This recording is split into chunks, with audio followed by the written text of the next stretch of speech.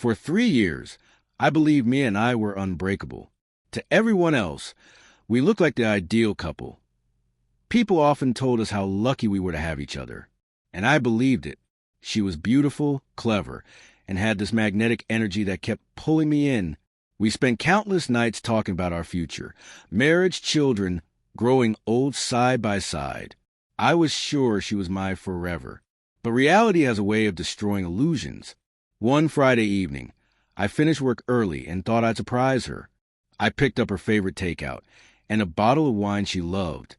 Things have been hectic lately, and I figured a quiet night together might help us reconnect. When I pulled into the driveway, her car was there. Relief washed over me. She was home, but something felt off. The apartment was too quiet, too still. The living room was dark. I walked inside, calling her name as I set down the food and wine.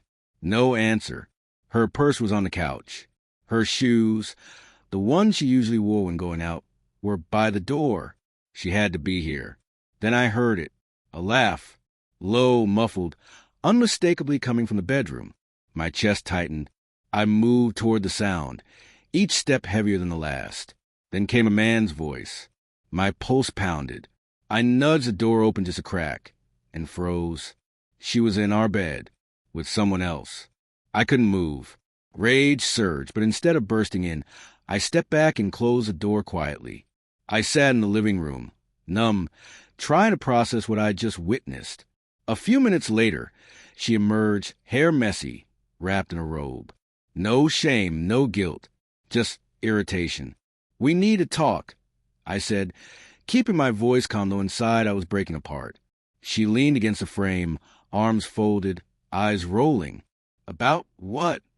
I gestured toward the bedroom. "About that. About what I saw." She let out a dramatic sigh. "It's my body. I can be with whoever I want. We're not married. I'm free." Her words hit harder than the betrayal itself. I searched her face for even a flicker of remorse. Nothing. "Are you serious?" I asked quietly. "Yes," she shot back.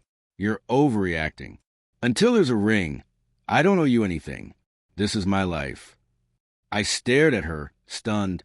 The woman I thought I'd marry was treating infidelity as if it didn't matter. "You've been pushing for marriage," I said coldly. "But how could I marry someone who cheats?" She shrugged. "Marriage changes everything. If we were married, this wouldn't happen." The twisted logic left me speechless. Did she truly believe commitment only started after vows? That respect didn't matter until then? I stood up, grabbed my keys, and looked her in the eye. "I can't do this, Mia. I deserve better." For the first time, her mask slipped. Her eyes widened. Surprised, I was walking away. "Wait," she said, her tone softening. "You throw everything away over one mistake." "One mistake." I shook my head. "A mistake is something you regret. You don't regret this. You meant every word." She said nothing as I walked out. Driving away, I felt a strange calm. Yes, I was shattered. Yes, I was furious. But above all, I was free. Free from disrespect. Free from lies. Free from a future built on deceit. I never went back. I blocked her, rebuilt my life, and pushed through the pain. The first few weeks were rough, but I knew I had chosen the right path. Months later, mutual friends told me she still believed I'd come back someday. What she never understood was that leaving wasn't about abandoning her. It was about choosing myself. And if I had to make that decision again, I wouldn't hesitate for a second.